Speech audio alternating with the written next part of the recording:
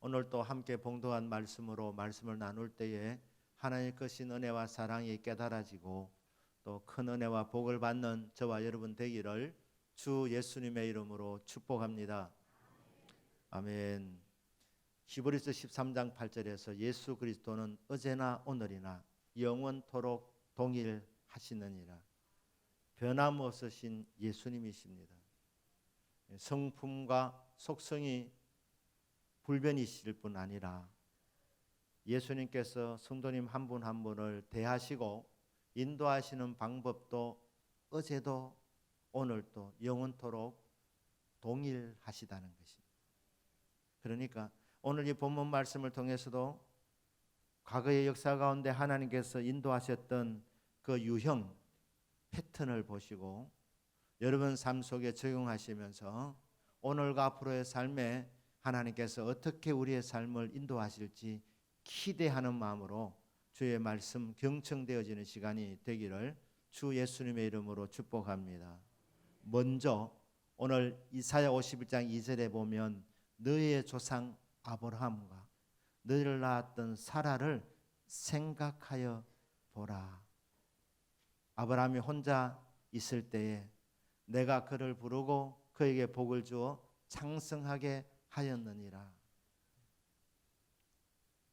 아브라함은 이스라엘 민족의 조상입니다. 아브라함을 인도한 방법을 보라는 겁니다. 너희를 낳았던 사라, 이스라엘 민족의 어머니가 사라입니다. 아브라함의 아내 사라입니다. 아브라함과 사라를 생각해 보라.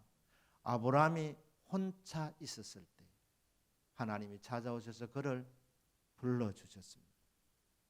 75세의 노인이었을 때 하나님이 아브라함에게 찾아오셨는데 아브라함이 하나님 만나기 전이나 이후나 그의 삶은 고독한 삶이었습니다. 부르실 때 뭐냐? 그가 혼자 있는 것을 보시고 혼자 있었을 때 찾아오셔서 아브라함아 아브라함아 이름을 불러주시고 얼마나 놀랐겠습니까? 그러면서 하나님께서 하나님의 영광을 보여주시면서 내가 내게 보여주는 땅으로 지시하는 곳으로 가라 이렇게 명령을 내리십니다. 고향을 떠나라는 말씀입니다. 내가 지금까지 생활 기반으로 했던 이 터전을 떠나라고 이렇게 말씀합니다. 아브라함이 그곳에 있었을 때는 친척들도 있었고 가족들도 있었습니다. 하지만 하나님 분명히 말씀합니다. 혼자 있을 때. 그러니까 아브라함이 하나님 만나기 전에도 75세 전에도 그의 인생은 고독한 인생이었습니다. 아브라함뿐 아니라 모든 인생은 혼자입니다. 엄밀한 의미에서 여러분 배우자도 있지만 자녀들도 있고 부모님도 살아계신 분도 계시지만 그래도 인생은 혼자입니다. 아무리 부부가 금슬이 좋아도 같은 날 같은 시간에 죽을 수는 없습니다. 그러니까 헤어지는 시간이 있다는 것이죠. 그러니까 인생은 혼자입니다. 혼자. 아브라함이 혼자 있을 때 불러서 고향을 떠나라 했습니다. 그래서 유브라데 강을 건너갑니다. 그래서 나그네로 살아갑니다. 아브라함이 유브라데 강을 건너서 가는 곳은 그가 한 번도 걸어보지 않았던 곳, 한 번도 생활해 보지 않았던 곳에서 살아갑니다. 낯선 사람들, 낯선 문화, 모든 것이 낯설기만 한 그곳에서 살아갑니다. 인생은 혼자라는 말이 맞습니다. 아니 사라도 일정 기간 같이 있었는데 그래도 사라와 아브라함이 늘 맞지는 않았습니다. 하나님이 아브라함에게 찾아오셔서 말씀을 주셨는데 사라는 수동적이었습니다. 그런데 어떤 때는 아브라함의 믿음과 같지 않았습니다. 그러니 따로 따로였다는 말이 맞는 것입니다. 혼자 있을 때 하나님이 찾아오셔서 아브라함을 불러주시면서 창세기 12장 1절에서 고향 친척 아비 집을 떠나라 본토를 떠나라 말씀하시고 2절 3절은 이 명령에 따르는 약속입니다.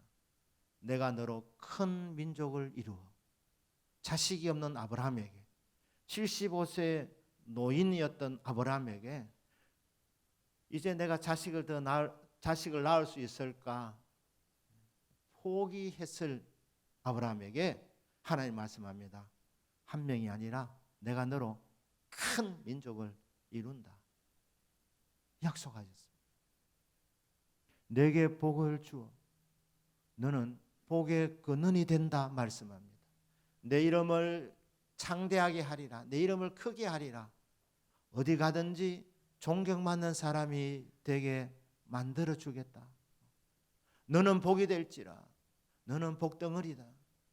너를 축복한 자에는 내가 복을 내리고 너를 저주하는 자를 저주하리니 땅의 모든 족속이 너로 말미암아 복을 얻을 것이라 하신지라.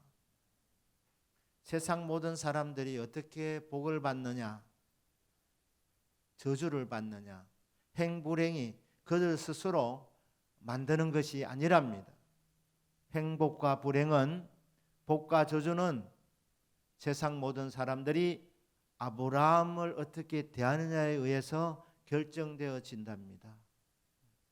너를 축복하는 자에게, 아브라함을 축복한 자에게는 하나님께서 내가 복을 내릴 것이고 너를 저주하는 자를 내가 저주하리니 땅의 모든 족속이 너로 말미암아, 너는 복의 근원이기 때문에, 너는 복의 통로이기 때문에 너로 말미암아 세상 모든 사람들의 행복과 불행이 결정되어진다.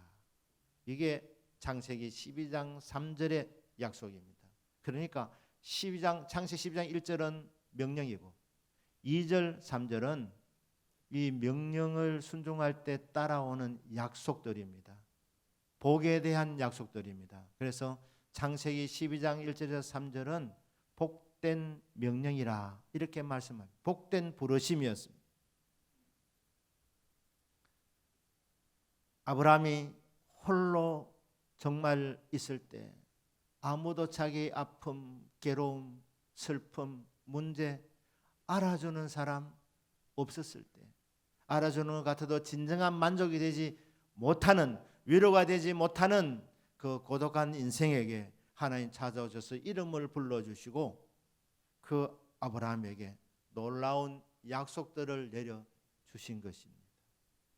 그러면 사라는 어땠습니까? 사라도 외로운 인생이었습니다.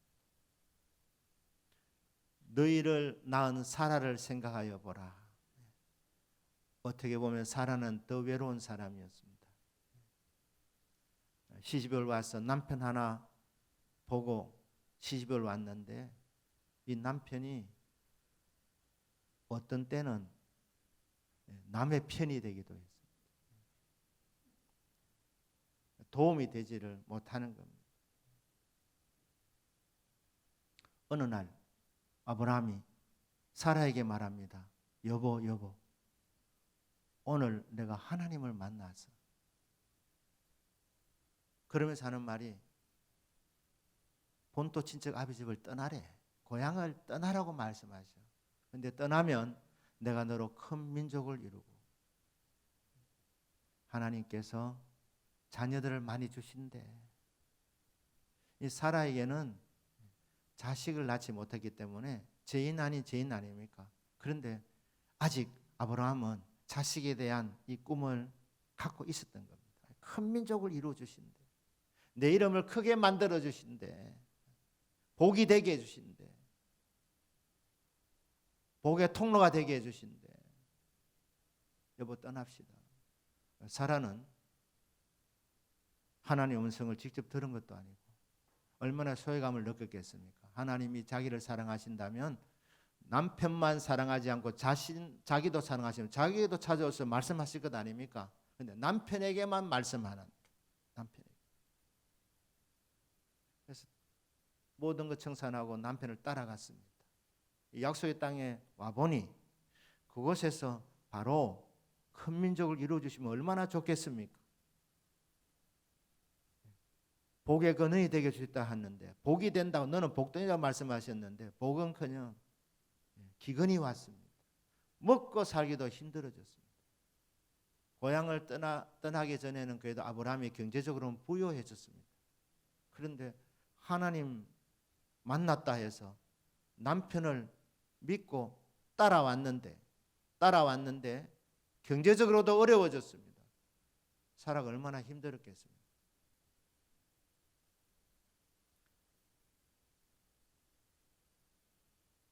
약속의 땅에 여기다고 말씀해 놓고 좀 있다가 기근이 오니까 여보 여기가 아닌갑다. 이집트로 내려가자는 거예요. 이집트로 내려가면서 뭐라고 말하느냐? 이집트 내려가면 당신은 진짜 예쁜데 사람들이 가만 놔두겠나? 그러니까 내려가거든 절대로 내보고 여보라고 말하지 마라. 내보고 오빠라고 불러라. 그래 하는. 예, 오빠라고 불러. 예. 이 인간이 지금 자기 살려고 자기 보고 부부인데 부부 표시 내지 말고 오빠라 부르라 그러고 그럼 아브라함이 동생 왜 그래 이리 할 판이라. 그러니까 이것도 한 번이 아니라 두 번입니다. 얼마나 배신감을 느꼈겠습니까?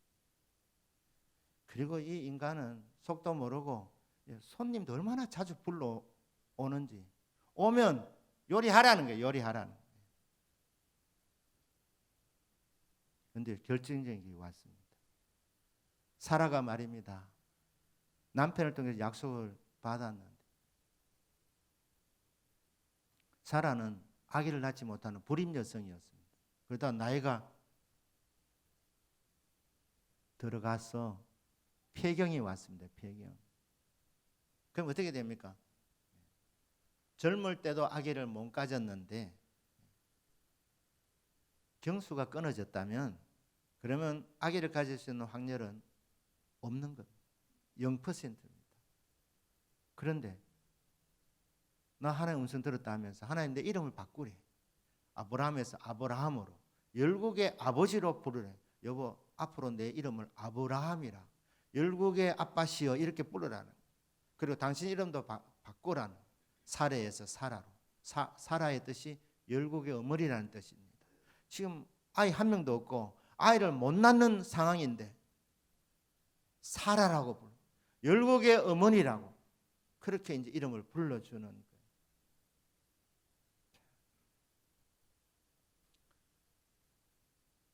이 사라가 그러다가 제안을 합니다.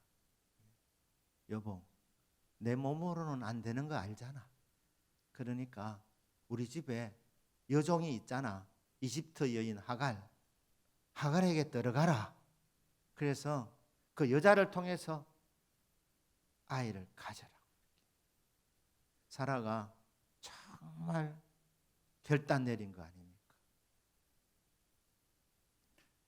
그때 아브라함이 무슨 답을 해야 되겠습니까? 사라가 무슨 답을 기대했겠습니까?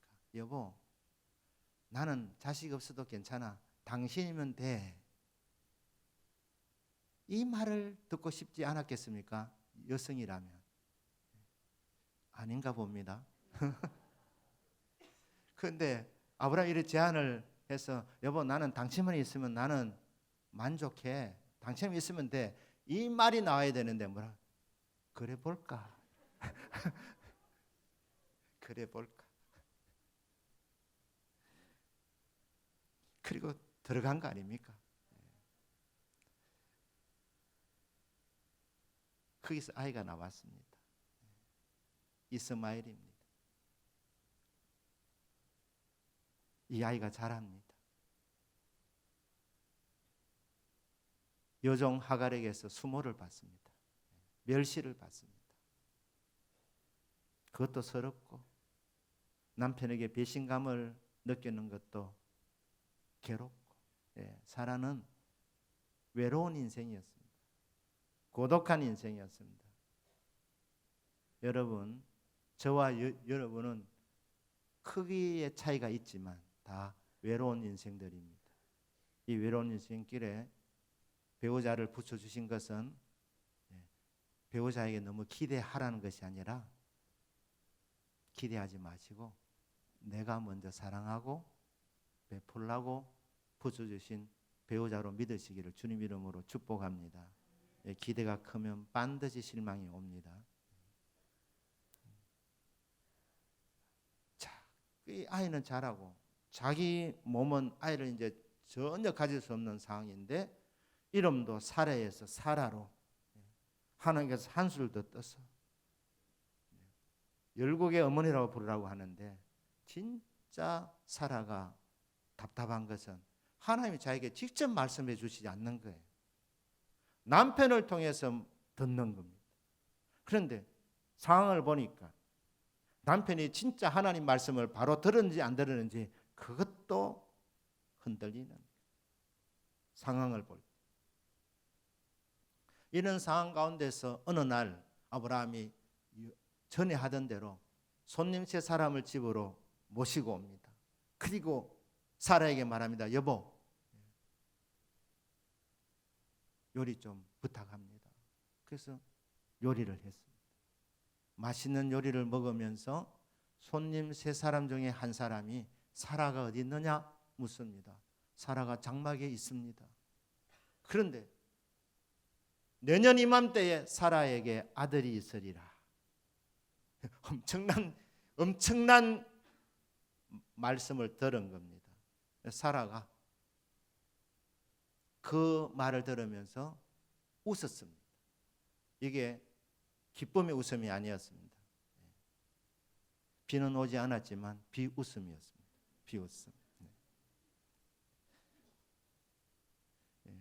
아브라함과 사라가 아기를 가지는데 뭐 손 닮는다고 아기가 생기겠습니까? 그렇지 않습니까? 그러니까 참 사정도 모르고 참 웃기는 이야기를 하는구나. 그러니까 그 발설하셨던 그 존재께서 사라가 왜 웃느냐, 장막 안에서 웃고 있는데 안 겁니다. 얼마나 놀랐겠습니까? 사라가 왜 웃느냐, 사라를 불러라. 사라가 내년 이맘때 사라의 아들이 있으라는 그분 앞에 섭니다. 왜 웃었느냐? 안 웃었습니다. 아니야, 너 웃었잖아. 그리고 말합니다. 하나님께 불가능한 일이 있겠느냐? 답이 뭡니까? 하나님에게는 불가능한 일이 없습니다. 하나님의 말씀은 불가능이 없습니다. 사라를 책망하는 것이 보이지 않습니까? 아닙니다. 생애 처음으로 그 외롭고 고독한 사라에게 하나님이 1대1로 지금 불러서 말씀 주시는 시간입니다. 여러분, 고독한 인생이 더 이상 외로움을 느끼지 아니하시려면 말씀을 만나셔야 합니다. 인생은 어차피 고독한 인생인데, 어차피 혼자인데, 이 외로운 인생길 고독을 씹으면서 나 외롭다 그렇게 하지 않고 살아갈 수 있는 유일한 방법은 하나님 만나는 데 있습니다. 하나님 말씀을 듣는 데 있습니다. 그러니까 처음에는 책망이지만 그 목적도 사라의 믿음을 제대로 북돋워 주기 위해서였습니다.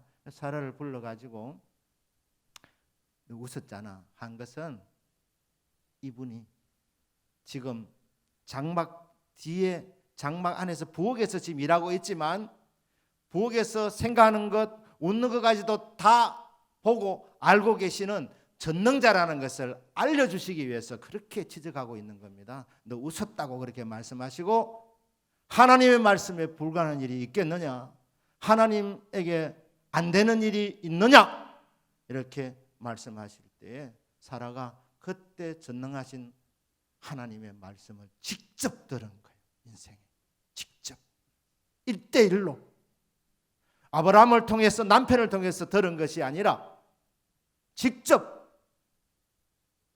그때 찾아오신 분을 우리는 제2위의 현년이라 예수님이라고 그렇게 생각합니다. 그러니까 예수님이 사라를 직접 만져주시면서 믿고 싶어도 안 믿어지는 현실, 자기 몸을 보거나 남편의 몸을 보거나 이거는 안 된다는 것이 분명해서 그래도 혹시나 가망성이 있는가 싶어서 젊은 여자를 통해서 혹 아기를 가지지 몰라서 이 하갈에게 붙여줬는데 거기서 아기가 나왔다 이 말입니다. 자기가 원하는 자식이 아니었습니다. 그런데 그 하나님께서 남몰래 고통받으며 눈물 흘리며 이 고독한 길을 걸어가는 이 사라에게 하나님이 찾아오셔서 뭐 그냥 대접받으려고 오신 것이 아니었습니다. 말씀을 들려주시려 사라에게 1:1 만남 속에서 약속의 말씀을 주시려고 찾아오신 주님. 사라가 그때 하나님 만나고 말씀 듣고 말씀을 통해서 잉태하는 힘을 얻었습니다. 그리고 그 결과로 이스라엘 민족의 어머니가 되었습니다. 고독한 인생, 하나님 만나면 더 이상 고독하지 않습니다. 3절에 뭐라고 되어 있습니까? 나 여호와가 시온의 모든 황폐한 곳들을 위로하여 그 사막을 에덴같이 그 광야를 여호와의 동산 같게 하였나니 그 가운데에 기뻐함과 즐거워함과 감사함과 창화하는 소리가 있으리라. 이스라엘 백성들의 역사도 역시 광야 생활이 있더라는 것입니다. 여러분, 광야의 특징이 뭡니까? 광야, 물이 없는 곳입니다. 그래서 예레미야 17장 6절 후반절에 보시면 간조한 곳, 광야 간조한 곳, 건건한 땅, 메마른 곳입니다. 농사 안 되는 곳입니다. 척박한 땅입니다. 그리고 마지막 부분에 보면 사람이 살지 않는 땅에 살리라. 그러니까 광야는 척박한 곳입니다. 살기 힘든 곳입니다. 더구나 사람이 살지 않는 곳, 살 수 없는 곳, 사람이 없는 곳입니다. 무슨 말입니까? 광야는 고독한 곳입니다. 혼차입니다. 혼차.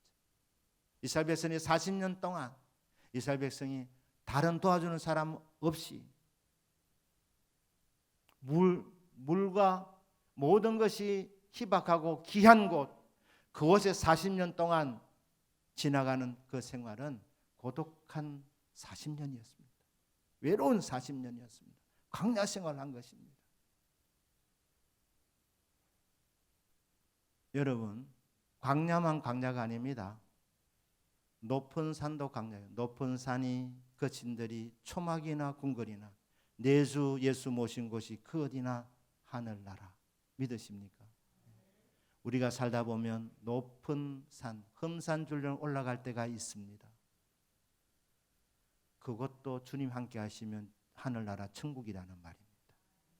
거친 들판을 지나갈 때도 있습니다. 광야를 지나갈 때도 있습니다. 그러나 내주 예수를 모신 곳은 그 거친 들판도 광야가 아니라 천국 하늘나라라는 말이에요.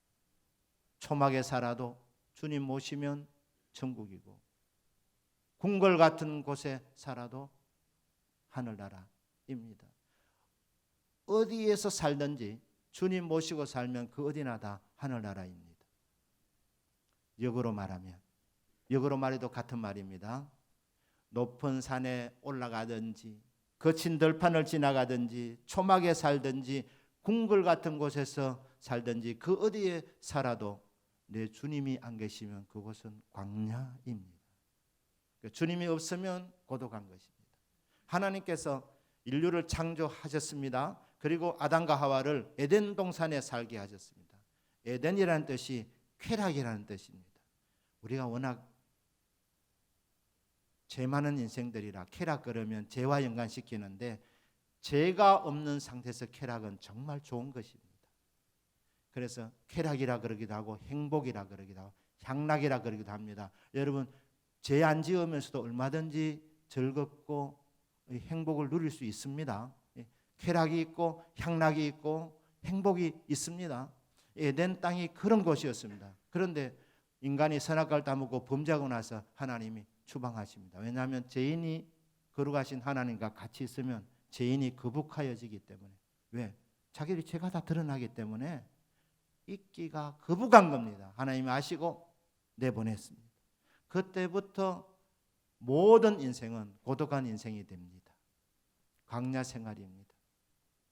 아무리 좋은 곳에 살아도 주님이 함께하지 않으면 광야입니다. 이스라엘이 범죄하고 하나님이 다 쓸어버리겠다 그랬을 때 모세의 중보기도를 통해서 하나님 마음을 푸십니다. 하지만 내가 가나안 땅에 그들을 들어가기는 하지만 나는 함께하지 않겠다. 모세야, 네가 인도해라. 그때 모세 하는 말이, 하나님이여, 젖과 꿀이 흐르는 땅도 주님이 함께하지 않으면 그게 무슨 축복의 땅입니까? 의미가 없습니다. 주님이 함께해 주셔야 됩니다. 여러분, 젖과 꿀이 흐르는 땅에 살아도, 여러분 복이 줄줄 흘러 넘쳐도 주님이 함께하지 않으면 그 인생은 광야 생활입니다. 믿으시기를 축복합니다. 자, 이렇게 광야 같은 곳에, 사막 같은 곳에, 황폐한 곳에 주님이 위로해 주신답니다. 그래서 어떻게 합니까?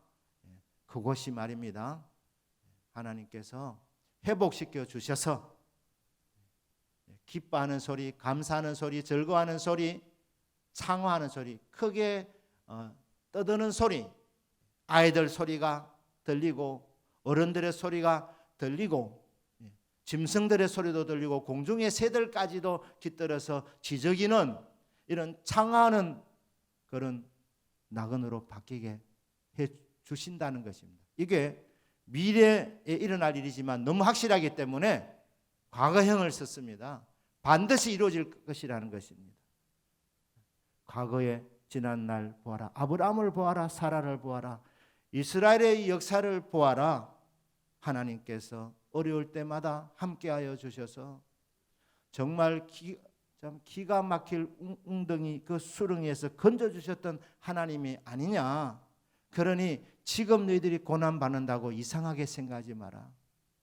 이 이사야 51장은 포로 생활하는 포로민들이 주신 하나님 위로의 말씀 아닙니까? 40년 광야 생활을 했던 조상들이 있다면 70년 포로 생활하고 있습니다. 이 포로 생활하고 있는 그들이 주시는 말씀이 유형을 봐라. 어려움이 언제나 있다. 외로움이 있다. 힘들 때가 있다. 하지만 그때마다 주님이 함께해 주셔서 결국 회복해 주시는 하나님의 사랑의 돌보심이 있다는 것입니다. 이제 51장 1절 말씀입니다. 을을 따르며 여호와를 찾아 구하는 너희라고 이렇게 말씀. 여러분, 성도의 정의는 뭡니까? 여호와를 찾아 구하는 사람입니다. 너희는 들을지어다. 내게 들을지어다. 너희를 떠낸 반석과 너희를 파낸 우묵한 구덩이를 생각하여 보라. 너희들의 삶도 한번 봐라. 지난날 보면 하나님께서 너희들을 파낸 반석이 있고 너희를 파낸 우묵한 구덩이가 있다. 그걸 보라는 거예요. 지난날에 하나님이 그렇게 건져준 것을 보면서 오늘 지금 고난을 당하고 있느냐? 이 고난 속에서도 함께 하시는 주님으로 인하여서 주님이 때가 되면 해결해 준다는 것을 믿고 너희들이 살 길은 하나님을 찾고 하나님을 구하는 데 있다는 것입니다. 기가 막힌 수렁에 빠질 때가 있습니다. 수렁에 빠지면 살아나오려고 힘을 쓰면 쓸수록 또 수렁에 빠집니다. 이게 인간입니다. 우리 힘으로 능으로 안 될 때가 있습니다. 더 꼬일 때가 있습니다. 그때는 하나님께서 나를 꼭 집어서 끌어올리는 길밖에 없습니다. 너희를 떠낸 반석과 너희를 파낸 우묵한 구덩이라 그랬는데 이 동의어라고 생각하면 그냥 우묵한 구덩이를 생각해 보시길 바랍니다. 여러분, 요셉이 우묵한 구덩이에 던져진 적이 있습니다. 누가 건져주지 아니하면은 거기서 헤어나지 못하는 구덩이. 이스라엘 백성도 그랬다는 것이죠. 그 구덩이에서 건져내어 주셨다는. 저와 여러분이 지난 날을 돌아볼 때 아픔의 때가 있었고 시련의 때가 있었고 우묵한 구덩이에 던져지는 때도 있었습니다. 그걸 생각하라는 거예요. 내가 고생을 많이 했으니까 하나님 이제 보상해 주셔야지. 그렇게 보상 차원에서 구덩이를 생각한 것이 아닙니다. 여러분, 구덩이만 보는 것이 아니라 내가 거기서 결코 내 힘으로는 헤어나지 못하는데 하나님 함께해 주셔서 나를 건져 올려 주셨구나. 하나님 눈에 보이지 않지만 구덩이를 보면서 하나님 함께 하시는 그 손길까지 생각해 낼 수 있어야 된다는 것입니다. 아, 그때 나는 이제 끝났다고 생각했는데 하나님 함께 하셔서 건져내어 주셨구나. 하나님은 한 번도 나를 실망시킨 적 없으십니다. 어떤 분은 하나님께서 왜 제때 나는 응답하지 않느냐? 여러분, 구덩이만 보면 거기서 빠져나올 생각만 하면 응답받지 않아도 생각하지만 여러분, 그 구덩이 가운데 찾아오시는 주님을 바라보면 여러분 외로운 존재가 아닙니다. 환경을 보니까 실망하지, 내 생각으로 빨리 건짐 받아야 될 것을 생각하니까 응답받지 못했다고 생각하지만 여러분, 주님의 임재 자체가 응답임을 믿으시길 바랍니다. 그 구덩이에 찾아오신 주님, 그 주님 바라보면 아, 난 혼자가 아니었구나. 주님이 함께 하셨구나.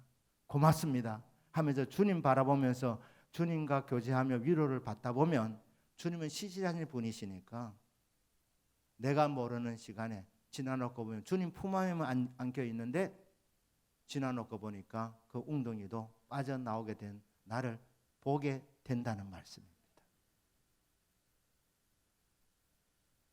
여러분들이 어떤 형편에 있든지 주님을 구하는 인생들이 되기를 다시 한번 주님 이름으로 축복합니다. 지금이 정말 우묵한 구덩이에 지금 들어가 계시든지 아니면 초막에 살고 계시든지 아니면 궁전에 살고 계시든지 여러분이 지금 탄탄대로의 길을 걸어가고 계시든지 아무리 탄탄대로를 걸어도 주님이 함께하지 아니하면 그 인생은 실패한 인생입니다. 외로운 인생입니다. 하나님 만나지 아니하면 인생은 진정한 만족을 찾을 수가 없습니다. 진정한 행복을 누릴 수가 없습니다. 그러니 어떤 형편이든 주님을 내가 만나야 되는구나. 주님과 동행해서 외로운 인생이 아니라 주님이 함께하는 인생이 되어야 되겠구나. 그럼 어떻게 해야 됩니까? 을을 따라야 됩니다. 을을 따른다는 말은 어려운 말씀, 복되신 말씀 주시면 그대로 따르겠다는 말씀입니다. 여러분, 말씀 들을 때마다 사모하고 경청할 수 있기를 축복합니다. 나에게 주신 말씀으로 받아서 그 말씀 원리대로 따라가는 거예요. 그러면 말씀 속에 감춰져 있는 주님의 약속들이 이루어지는 경험을 하게 될 것입니다. 여호와를 찾아 구하라는 것입니다. 대충 찾는 것이 아니라 여러분 마음을 담아서 전심으로 하나님을 찾기를 바랍니다. 예레미야 29장 12절 13절입니다. 너희가 내게 부르짖으며 너희가 내게 와서 기도하면 내가 너희들의 기도를 들을 것이요 너희가 온 마음으로 내게 구하면 나를 찾을 것이요 나를 만나리라. 하나님 찾으면 만나 주신답니다. 조건은 전심으로 찾으라는 거예요. 전심으로 기도하고 부르짖으라는 겁니다. 주여 외로운 인생입니다.